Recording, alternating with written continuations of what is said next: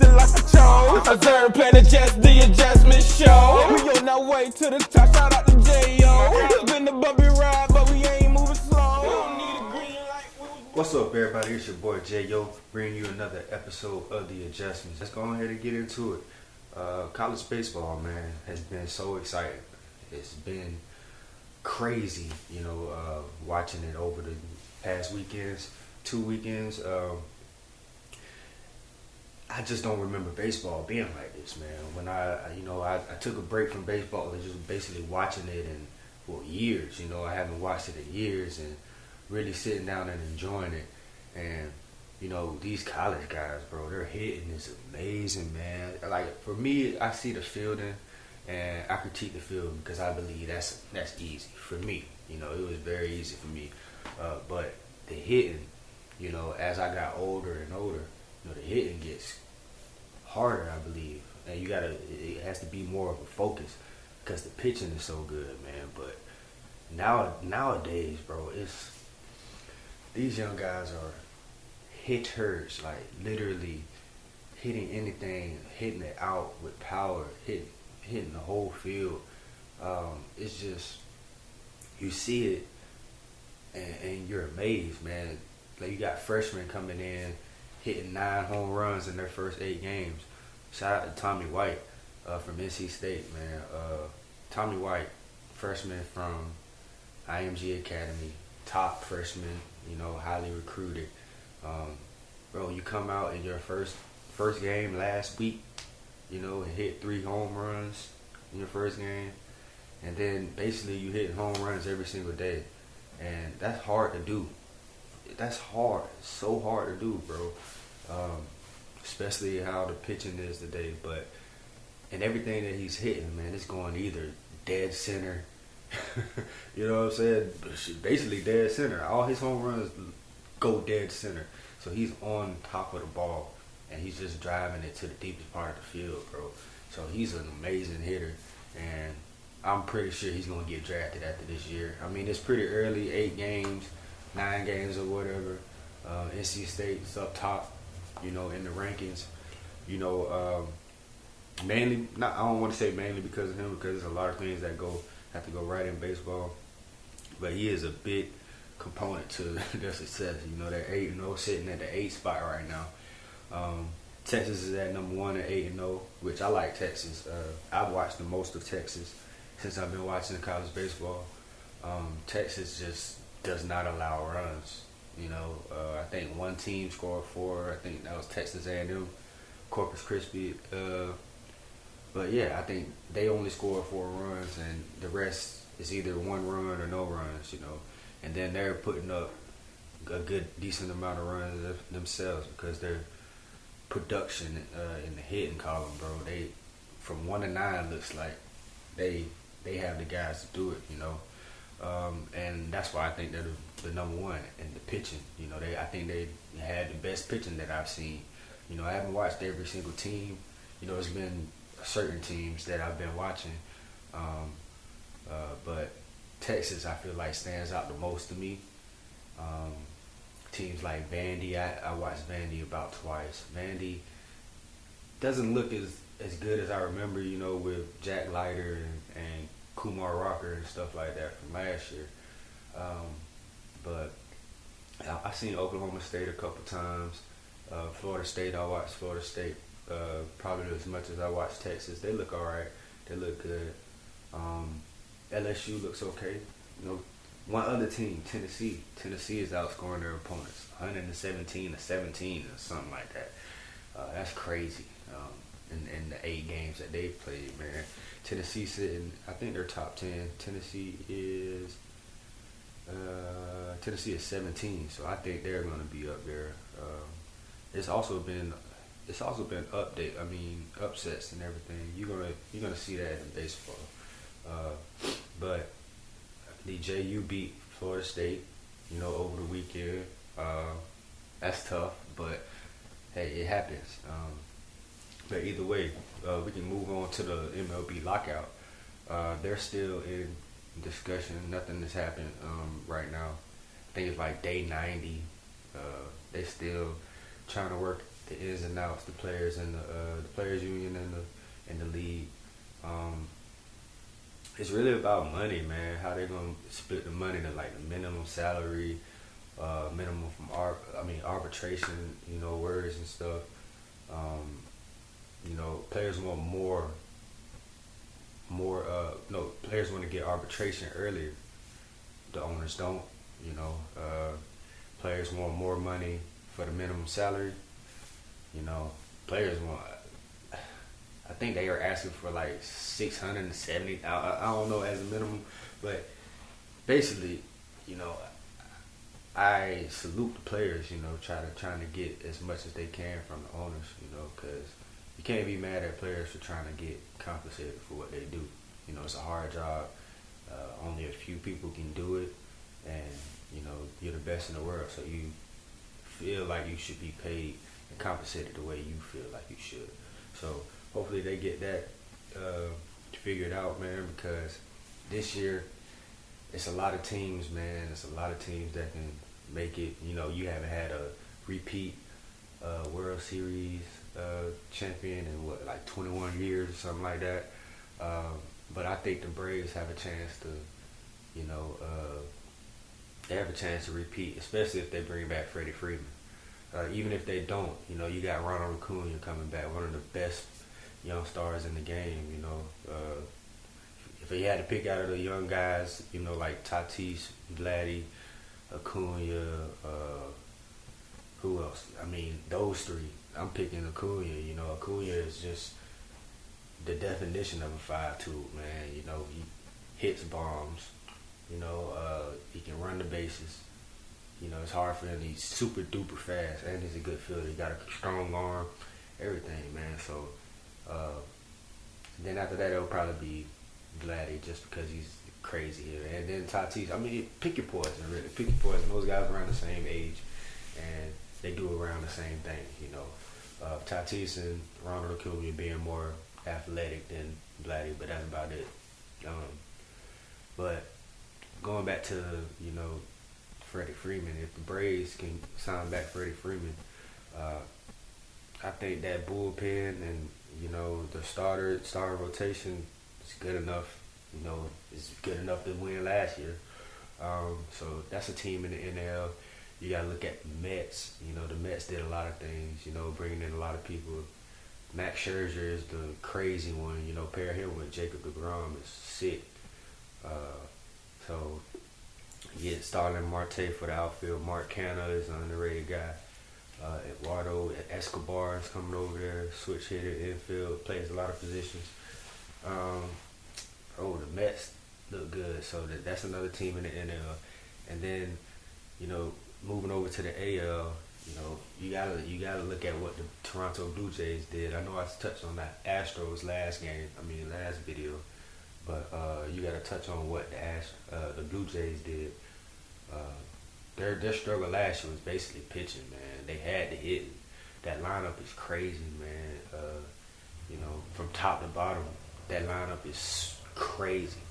But they struggled in the pitching area. But they brought in Jose Barrios. Jose Barrios, a good young arm. And then also they brought somebody, Kevin Gausman from the Giants. So Kevin Gausman had a crazy year last year. Let's see if he can do it again. So if that happens, the Blue Jays could make some noise. The Blue Jays, I said the Astros. So I'm going to just touch those two teams in the AL. But hopefully, baseball works their deals out for the lockout and everything. Because, it will be fine just because college baseball is on, and that it's taking the show.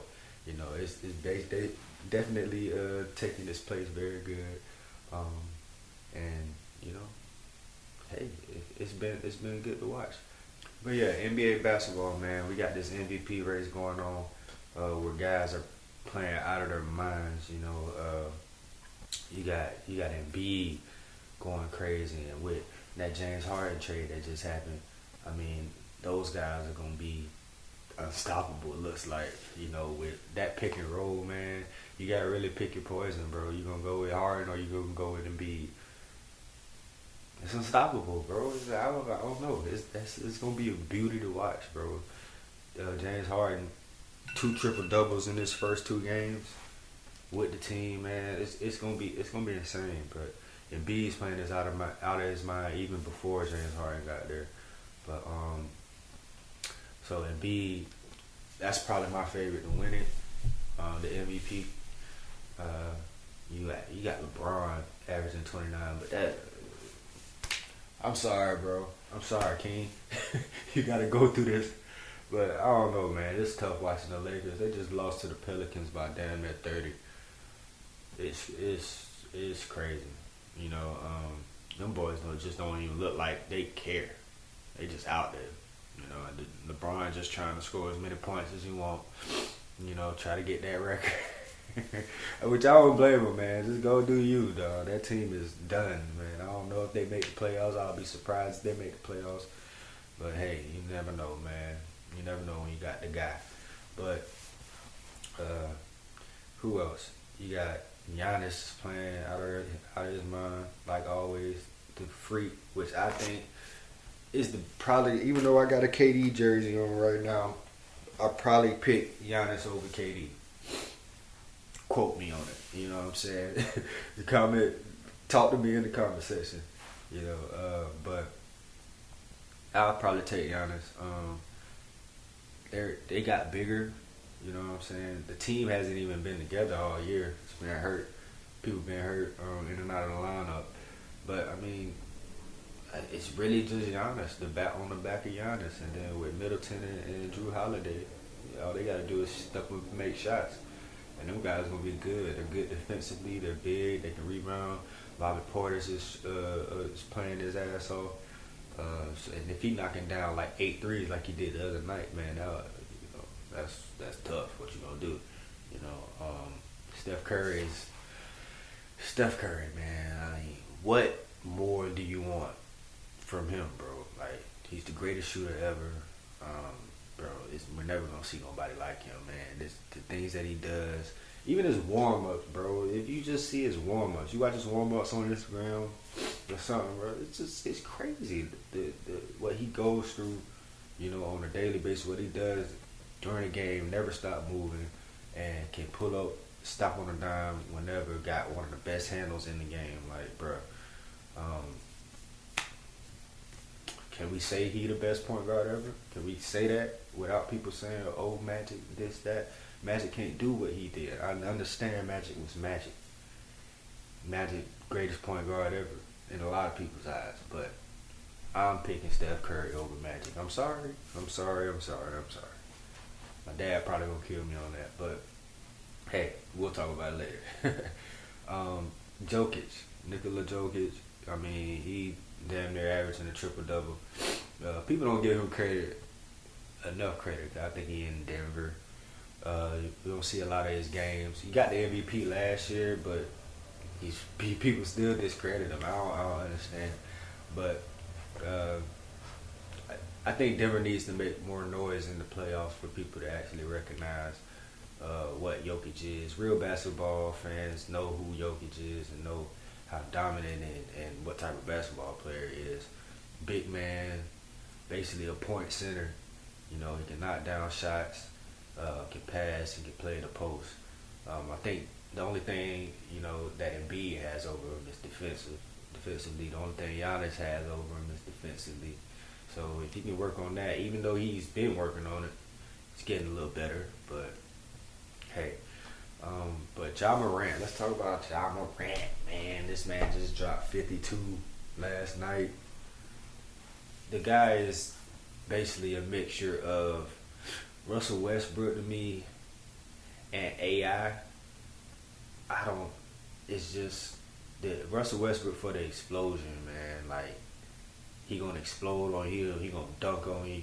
Even the mentality, bro, because Russ don't back down from anybody. You might not look the part sometimes. He might be making some crazy plays at times, but Russ don't back down from nobody, man. Russ will try to dunk on your head. And, you know, I think Ja is a better player than Russ, for sure. But I don't want to discount what Russ has done his whole career, because we just seeing what we seeing right now, which is still been Russ in my eyes, you know. But Ja Morant, man, 52 last night. What more to say, man? Explosion, the shot. He pulling up from 40 now, like, you know, that was one of my concerns when he first came in the league. But he became a knockdown shooter.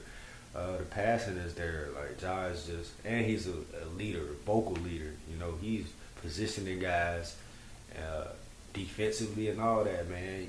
He may get hit on the defensive side of the ball, but he's orchestrating everything. He's basically playing safety, you know, on the defensive side. But Ja Morant, man, he's definitely gonna be an MVP in this league, no doubt about it. It's just win. That's the only thing you gotta ask is win. But that's probably gonna do it, man. It's gonna be a good NBA season. Oh, I gotta talk about DeMar DeRozan, man. I'm tripping. DeMar DeRozan, man, and the Bulls, bro. Did you expect this? And mind you, DeMar DeRozan been balling, you know, with guys out in and out of the lineup. Zach LaVine ain't been there the whole time. Lonzo ain't been there the whole time. Caruso ain't been there, you know. And he's been carrying the team on his back, you know. He's done something only Michael Jordan has done. Scored 8 straight games with 35 plus points. It's crazy. That's a crazy. You in there with Michael Jordan, on the same team, same arena, all that. That's a very cool accomplishment, man. So I wouldn't be surprised if DeMar DeRozan, you know, win MVP. He got a strong case for it. You know, they're at the top of the East. I think they got a shot to, you know, actually try to make a run for the finals. You know, they got a team. They got scorers. You know, probably need a little bit more rebounding. That's what my boss be saying. Juan, he's a Chicago Bulls fan. But if they can, you know, if they can rebound, if they can play good defense, you know, and let DeRozan and LaVine just go crazy, I mean, that's ideal. But if that can happen, it'll be crazy. But that's gonna do it, man. It's your boy J.O. It's another episode of The Adjustments. I'll talk to you next time. Different states every day, different life I chose. Observe, plan, adjust, The Adjustment Show. We on our way to the top. Shout out to J.O. It's been a bumpy ride, but we ain't moving slow.